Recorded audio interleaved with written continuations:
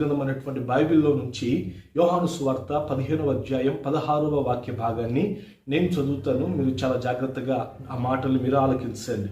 మీరు నన్ను ఏర్పరచుకునలేదు, మీరు నా పేరట తండ్రిని ఏమి అడుగుదురో అది ఆయన మీకు అనుగ్రహించినట్లు మీరు ఫలించుటకును మీ ఫలము నిలిచి ఉండటకును నేను మిమ్మలను ఏర్పరచుకొని నియమించి తిని. చూడండి, ఇప్పుడు మనం చదువుకున్న ఈ యొక్క వాక్య భాగంలో మనం చూసినట్లయితే మనం ఆరాధిస్తున్నటువంటి యేసు ప్రభుల వారు ఆయనను వెంబడిస్తున్నటువంటి తన శిష్యులతో అంటున్నటువంటి మాటలు ఇవి. ఏమంటున్నారు అని అంటే, ఇదిగో శిష్యులారా, మీరు నన్ను ఏర్పరచుకోలేదు, నేనే మిమ్మల్ని ఏం చేశాను అని అంటే ఏర్పరచుకున్నాను. ఐ విల్ చూజన్ యూ, నేనే మిమ్మల్ని ఏర్పరచుకున్నాను అని అంటున్నారు. మరలా ఏమంటున్నారు అని అంటే, ఇదిగో మీరు ఫలించాలి అని చెప్పి, అలాగనే మీ యొక్క ఫలము నిలిచి ఉండాలి అని చెప్పి నేను ఏర్పరుచుకున్నాను అని ఈ వాక్య భాగంలో యేసు ప్రభుల వారు తను వెంబడిస్తున్నటువంటి తన శిష్యులతో ఈ మాటలు అంటున్నట్లు మనం చూస్తున్నాం. చూడండి దేవుని బిడ్డలారా, ఈ యొక్క వాక్య భాగం ద్వారా మన దైనందిక జీవితాల్లో కూడా మనం గ్రహించాల్సినటువంటి ప్రాముఖ్యమైనటువంటి విషయం ఏంటంటే, అప్పుడప్పుడు మనం కూడా అనుకుంటుంటాం ఏమన్నానంటే, దేవుణ్ణి నేను ఏర్పరచుకున్నాను అని చెప్పేసి, దేవుణ్ణి నేను విగ్రహారాధన కుటుంబంలో ఉన్నటువంటి నేను ఆ యేసు ప్రభుని నేను పట్టుకున్నాను అని చెప్పేసి అయితే ఈ యొక్క వాక్య భాగం సెలవిస్తుంది ఏమని అంటే, దేవుణ్ణి మనం ఏర్పరచుకోలేదు కానీ, దేవుణ్ణి మనం పట్టుకోలేదు కానీ, దేవుడే ఈ లోకములో ఉన్న సమస్త జనులలో నుండి ఆయనకు స్వకీయ సాంపద్యముగా ఉండుటకు దేవుడే మనల్ని, చీకటిలో ఉన్నటువంటి మనల్ని ఆయన ఏర్పరచుకున్నాడు, ఆయనే మనల్ని ఏర్పరచుకున్నాడు అనేసి ఈ యొక్క వాక్య భాగం అనేది స్పష్టంగా మనకు తెలియజేస్తుంది.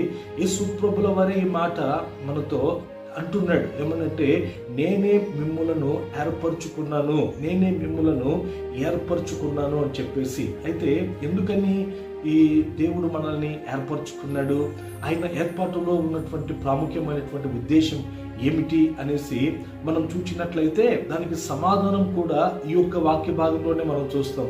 ఏంటి అని అంటే, యేసు ప్రభువే అంటున్నాడు ఏమనంటే, నేను మిమ్మల్ని ఎందుకు ఏర్పరచుకున్నాను అని అంటే, మీరు ఫలించాలి అని చెప్పేసి, మీరు ఫలించాలి అని చెప్పేసి మాత్రమే కాదు కానీ మీ యొక్క ఫలములు నిలిచి ఉండాలి అని చెప్పేసి నేను మిమ్మల్ని ఏర్పరచుకొని ఉన్నాను అని అంటున్నాడు. చూడండి దేవుని బిడ్డలారా, ఈ రోజున విగ్రహారాధనలో ఉన్నటువంటి మనల్ని, నామకార్థమైనటువంటి క్రైస్తవ జీవితాన్ని చేస్తున్నటువంటి మనల్ని ఆయన ఏర్పరచుకున్నాడు.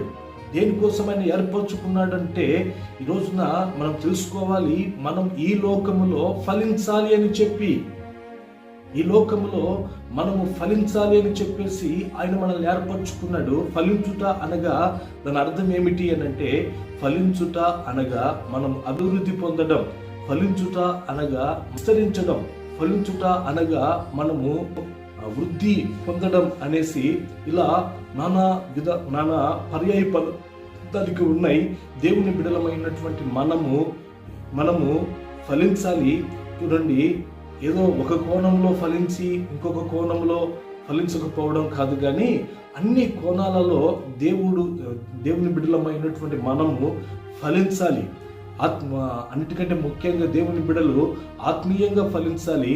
తర్వాత భౌతికంగా అంటే ఆరోగ్యపరంగా, అలాగనే సమాధాన విషయంలో, ఇంకా అలాగే చెప్పుకుంటూ వెళ్తే ఆర్థికంగా, ఈ రోజున మనం చేస్తున్నటువంటి చేతి పనుల్లో, వ్యాపారాలలో, ఉద్యోగాలలో, అన్ని విషయాల్లో కూడా మనం ఫలించాలి ఈ రోజున. అందుకనే దేవుడు మనల్ని ఏం చేస్తాడు అని అంటే, ఈ లోకములో ఏర్పరచుకున్నాడు. అందుకోసమే దేవుడు మనల్ని ఈ లోకంలో చూస్ చేసుకున్నాడు అన్నటువంటి ఆ యొక్క సంగతిని దేవుని బిడ్డలమైనటువంటి మనము తెలుసుకోవాల్సిన ఆవశ్యకత ఎంతైనా మనకుంది. దేవుని బిడ్డలారా, చూడండి, ఈ యొక్క వర్తమానంలో నేను ఒక 4 ప్రాముఖ్యమైనటువంటి విషయాలు నా యొక్క ఉపోద్ఘాతంలో మీతో నేను పంచుకోవాలనుకుంటున్నాను. ఏంటి అని అంటే, మీకు బాగా గుర్తుండాలి అని చెప్పి ఆల్ఫాబెటికల్ ఆర్డర్లో ఒక 4 విషయాలు నేను చెప్తానండి. ABCD అని 4 విషయాలు నేను మీతో పంచుకుంటాను. జాగ్రత్తగా మీరు ఆలకించండి. ఏంటి అని అంటే, చూడండి, మొట్టమొదటిగా ఏంటి అని అంటే ఏ అంటే appointed. We are all appointed by the Christ to be fruitful. మనం అందరం కూడా దేవుని చేత ఏర్పరచబడ్డాం, అపాయింట్ చేయబడ్డాం. దేవుని చేత మనం అందరం కూడా ఏర్పరచబడ్డాము. అది ఎందుకోసము అనంటే ఈ యోహాను సువార్త 15వ అధ్యాయం మనం చదువుకున్నాం కదా. ఈ 16వ వాక్య భాగం ద్వారా మనం తెలుసుకుంటున్నాం ఏమనంటే మనము ఫలించాలని దేవుడు మనల్ని ఏర్పాటు చేసుకున్నాడు, మనల్ని అపాయింట్ చేసుకున్నాడు. చూడండి, ఆ తర్వాత రెండవదిగా నేను మరొక మాటకు నేను మీతో చెప్తాను.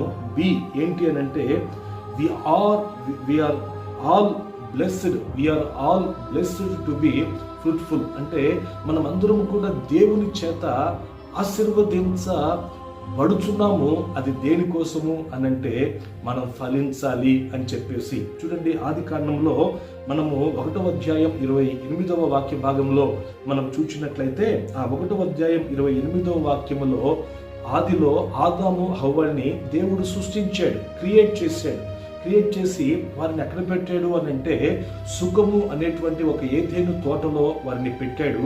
పెట్టిన తర్వాత చూడండి, వారి ఇరువురిని కూడా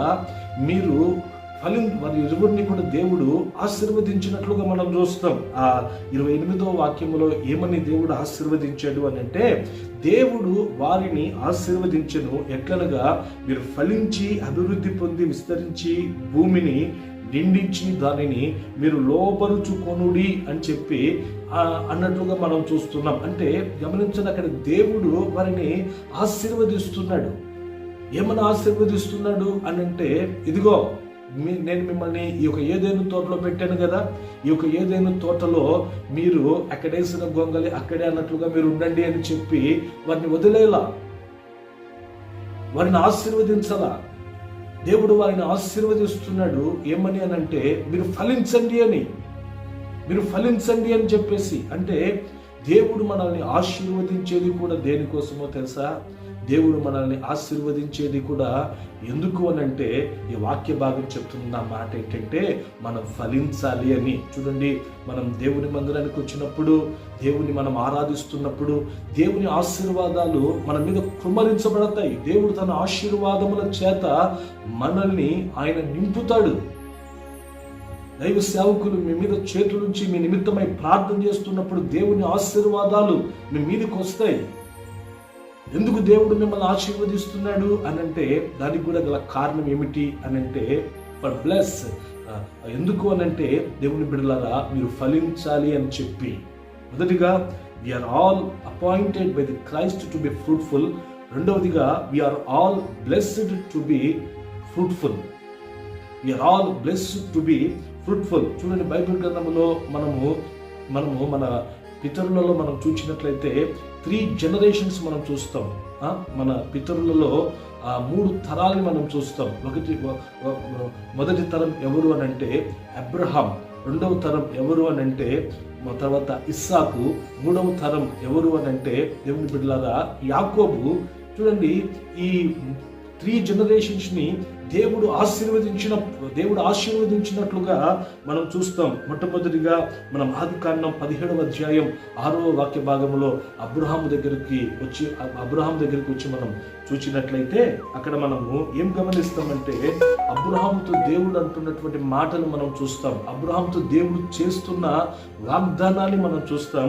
ఏమంటాడు అక్కడ అబ్రహాంతో దేవుడు అని అంటే, ఇదిగో నీకు నేను అత్యధికముగా సంతానాభివృద్ధిని కలుగజేసి నీలో నుండి జనములను వచ్చినట్లు నేను నియమించదను, రాజులు నీలో నుండి వచ్చేదరు అని అంటారు. చూడండి, ఆ వాక్య భాగంలో మీరు నోట్ చేసుకోవాల్సిన మాట ఏంటంటే తెలుగు బైబిల్లో ఇలా ఉంది. ఏమనంటే ఆ తెలుగు బైబిల్ వచ్చేసి అబ్రహాంతో ప్రభు అంటున్నట్లు ఇలా ఉంది తెలుగు బైబిల్లో. ఎలా అంటే నీకు అత్యధికముగా సంతానాభివృద్ధిని నేను కలుగు చేస్తాను అని. అయితే ఇదే వాక్యాన్ని మనం ఇంగ్లీష్ బైబిల్లో ఒక తర్జుమాలో నేను చూసినప్పుడు ఏమని ఉంది అని అంటే I will make you exceedingly fruitful అనే మాటను మనం చూస్తాం. అంటే దాని అర్థం ఏమిటి అని అంటే దేవుని బిడ్డలారా నేను నిన్ను అత్యధికముగా ఫలింపచేస్తాను అని చెప్పి అబ్రహామును దేవుడు అక్కడ వాగ్దానం ఇస్తూ ఆశీర్వదిస్తున్నట్లుగా మనం చూస్తున్నాం. తర్వాత మనం సెకండ్ జనరేషన్ ఐజక్ దగ్గరికి, ఇస్సాకు దగ్గరికి మనం వచ్చి చూసినట్లయితే ఆదికాండం 26వ అధ్యాయం 22వ వాక్య భాగంలో మనం గమనిస్తే చూడండి, గెరారు అనేటువంటి యొక్క ప్రాంతానికి ఇస్సాకు రావడం, ఆ తర్వాత ఆ యొక్క ఐగుప్తు దేశంలో అతని యొక్క వృత్తి ఏమిటి అని అంటే వ్యవసాయం చేసుకోవడం. కాబట్టి అక్కడ ఒక చోటికి ఒక పొలం తీసుకుని అక్కడ అతను వెళ్ళి బావిని త్రవ్వి తర్వాత అక్కడ విత్తనములు విత్తుతున్నటువంటి ఆ యొక్క సందర్భంలో చాలా చోట్ల ఆ ప్రాంతపు వారు అతని దగ్గరికి వచ్చి అతనితో గొడవ పడ్డారు. అయితే ఒక చోటికి వచ్చినప్పుడు అలాంటి గొడవలు అతను ఎదుర్కోలేనటువంటి పరిస్థితుల్లో ఇక్కడ దేవుడు నాకు శత్రువులను దూరం చేశాడు, ఇక్కడ నా దేవుడు నన్ను అభివృద్ధి పరచాలని ఆశిస్తున్నట్లున్నాడు అని చెప్పేసి ఇంకా అక్కడే నిలబడిపోయి ఆ యొక్క స్థలానికి రెహోబోతు అనేటువంటి పేరు పెట్టాడట. చూడండి, తెలుగు బైబిల్లో ఏమనుందంటే, ఈ స్థలములో నా దేవుడు నన్ను ఆశీర్వదించి నన్ను అభివృద్ధి పరచాలనుకుంటున్నాడేమో, అందుకనే శత్రువులు ఎవరు నా మీదకి రాలేదు అని అక్కడ అభివృద్ధి అనే మాటను మనం చూస్తాం.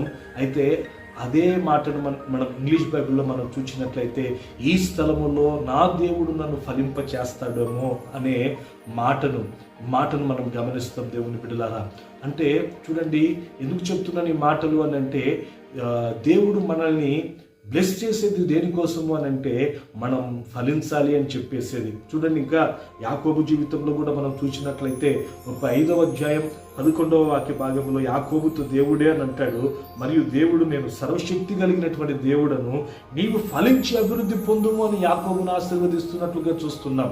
చూడండి దేవుని బిడ్డలారా, ఈ అబ్రహామును మనం చూసాం. అబ్రహామును దేవుడు ఆశీర్వదిస్తున్నాడు దేనికోసము అని అంటే ఫలించాలి అని చెప్పి 17వ అధ్యాయంలో. ఆ తర్వాత మనం 26వ అధ్యాయంలో ఇస్సాకును మనం చూస్తున్నాం, దేవుడు ఆశీర్వదిస్తున్నట్లుగా ఆ రెహోబోతు అనేటువంటి ఆ యొక్క స్థలములో. దేనికోసము అని అంటే అతడు ఫలించాలి అని చెప్పేసి, నూరంతల ఫలాన్ని అతడు పొందుకోవాలి అని చెప్పేసి. ఆ తర్వాత 35వ అధ్యాయంలో ఆదికాండంలో మనం యాకోబును దేవుడు ఆశీర్వదిస్తున్నటువంటి సన్నివేశాన్ని మనం చూస్తున్నాం. దేనికోసము అని అంటే యాకోబును కూడా దేవుడు ఫలింప చేయాలి అని చెప్పేసి. చూడండి, ఒకటి పాయింటెడ్, ఆ దేవుని చేత మనం ఏర్పాటు చేయబడ్డం దేనికోసం అంటే ఫలించాలని చెప్పి. అందుకే ఆయన మనల్ని ఏర్పరచుకున్నాడు. రెండవది చూడండి, దేవుడు మనల్ని ఆశీర్వదిస్తున్నాడు, బ్లెస్ చేస్తున్నాడు దేనికోసము అని అంటే ఆయన మనల్ని ఫలింప చేయాలని చెప్పేసి. చూడండి, మూడవదిగా దేవుని బిడ్డలారా, సీఫర్ మూడవదిగా సి అంటే connected. We are all connected to the Christ. మనమందరం కూడా క్రీస్తుతో కూడా అంటు కట్టబడి ఉన్నాం. దేవుడు మనల్ని ఆయనతో కూడా అంటు కట్టుకున్నాడు. అది దేనికోసము అని అంటే యోహాను సువార్త 15వ అధ్యాయం 4వ వాక్యంలో మనం చూసినట్లయితే అక్కడ ఒక చక్కటి మాట యేసు ప్రభు అంటాడు, నా యందు మీరు నిలిచియుండుడి, మీ యందు నేను నిలిచియుందును. ఇదిగో ద్రాక్షావల్లి తీగలలో నిలిచి ఉంటేనే కానీ తనంతటా తాను ఎలా ఫలించును, అలాగనే మీరు నా యందు నిలిచి ఉంటేనే మీరు బహుగా ఫలిస్తారు అని అంటాడు. ఇక్కడ యేసు ప్రభు చెప్తున్నటువంటి మాటలు ఏమంటున్నాడు అని అంటే, యేసయ్య అంటున్నాడు, నేను ఎవరిని అని అంటే ఈ లోకములో నిజమైనటువంటి ద్రాక్షావల్లిని అని. ఆ తర్వాత మరలా అంటాడు, మీరు ఎవరు అని అంటే మీరు తీగలు అంటాడు. తీగలు ద్రాక్షావల్లితో అంటు కట్టబడి ఉంటేనే కదా అవి ఫలిస్తాయి. అలాగనే ప్రభు అంటున్న మాట ఏంటో తెలుసా, మీరు నాతో కూడా అంటు కట్టబడితేనే మీరు బహుగా ఫలిస్తారు, కానీ మీరు నాతో అంటు కట్టబడకుండా నాకు మీరు వేరుగా జీవించినట్లయితే మీరు దేనిలో కూడా మీరు ఫలించలేరు అని అంటాడు. మీరు ఆర్థికంగా కానీ, ఆరోగ్యపరంగా కానీ, అన్నిటికంటే ముఖ్యంగా ఆత్మీయంగా కానీ, ఈ రోజున ఆరోగ్య విషయంలో కానీ మీరు ఫలించాలి అని అంటే, ఇదిగో మీరు నాతో కూడా నిజమైన ద్రాక్షావల్లి అయిన నాతో కూడా మీరు అంటు కట్టబడాలి అంటాడు. నాతో కూడా అంటు కట్టబడాలి అని అంటాడు. నాతో అంటు కట్టబడితేనే మీరు ఫలిస్తారు అంటాడు. అందుకనే మనం ఫలించాలని చెప్పి దేవుడు ఏం చేసాడో తెలుసా, ఈ రోజున వంటి మానవులమైనటువంటి మనల్ని ఆయన పరిశుద్ధుడు పరిశుద్ధుడు అని నిత్యము గాన ప్రతిగానములతో పొగడబడుతున్నటువంటి యేసయ్య ఆయన మనల్ని ఏం చేశాడంటే మనం ఫలించున్నట్లుగా, బహుగా ఫలించున్నట్లుగా ఆయన మనల్ని తనతో కూడా అంటు కట్టుకొని ఉన్నాడు. చూడండి, చివరికి ఒక మాట చెప్పి నేను ముగిస్తాను. ఏంటి అని అంటే చూడండి, డిమాండెడ్. దేవుడు మన యుద్ధ నుండి ఎదురు చూసేది కూడా ఏంటి అని అంటే ఆయన మనం ఫలించాలి అని చెప్పే. చూడండి, మత్తయి సువార్త 7వ అధ్యాయం 19వ వాక్యం, యోహాను సువార్త 15వ అధ్యాయం 12వ వాక్యంలో మనం చూసినట్లయితే ఈ మాటలు మనకు కనపడతాయి. ఏంటి అని అంటే మంచి ఫలములను ఫలించని ప్రతి చెట్టును నరకబడి అగ్నిలో వేయబడును అని మత్తయి సువార్త 7:19లో చూస్తాం. యోహాను సువార్త 15:2లో మనం చూసినట్లయితే నేను నిజమైనటువంటి ద్రాక్షవల్లిని, నా తండ్రి వ్యవసాయకుడు, నాలో ఫలింపని ప్రతి చెట్టును ఆయన తీసివేసి పారివేయును అంటాడు. అంటే దాని అర్థం ఏంటంటే దేవుని బిడ్డలారా, నాలుగోదిగా దేవుడు మన యొద్ద నుండి ఎదురు చూసేది ఏంటి అని అంటే మనం ఫలించాలి అని చెప్పి. అందుకని యేసయ్య అంటాడు ఏమన్నంటే మంచి ఫలములను ఫలించని ప్రతి చెట్టును నేను ఏం చేస్తానంటే నరికి అగ్నిలో వేస్తాను. చూడండి, ఒక 4 విషయాలు నేను మీతో చెప్పాను. ABCD మీకు గుర్తుండేటట్లు.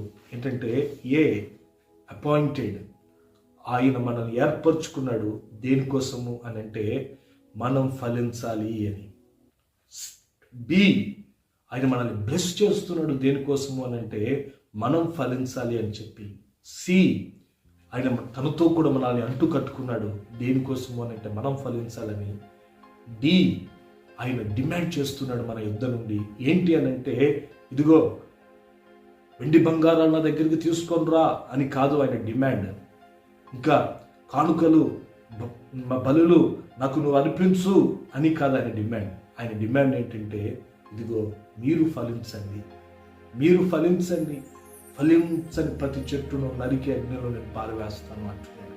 ఈ రోజున దేవుని బిడ్డ, ఆదివారం అయితే దేవుని మందిరానికి వెళ్తున్నావు, బాగానే ఉంది, అంత మంచిదే. ఈ రోజున క్రైస్తవుని అని నలుగురిలో చెప్పుకుంటున్నావు, ఈ రోజున అది కూడా బాగానే ఉంది. తర్వాత సేవకులు మీ ఇంటికి వచ్చినప్పుడు ఆతిథ్యం ఇస్తున్నావు, అది కూడా బాగానే ఉంది. ఇంకా చెప్పుకుంటూ వెళ్ళాలంటే ఈ రోజున నీకు ఇచ్చిన వాటిలో దేవునికి నమ్మకంగా ఉంటున్నావు, అంత బాగానే ఉంది. అయితే ఈ రోజున ఆయన మనల్ని ఏర్పరచుకున్న ఉద్దేశం ఏంటంటే మనం ఫలించాలని. అయితే నువ్వు ఫలించగలుగుతున్నావా? ఆత్మీయంగా నువ్వు ఫలించిన అనుభవాల్లో నువ్వు ముందుకు సాగుతున్నావా?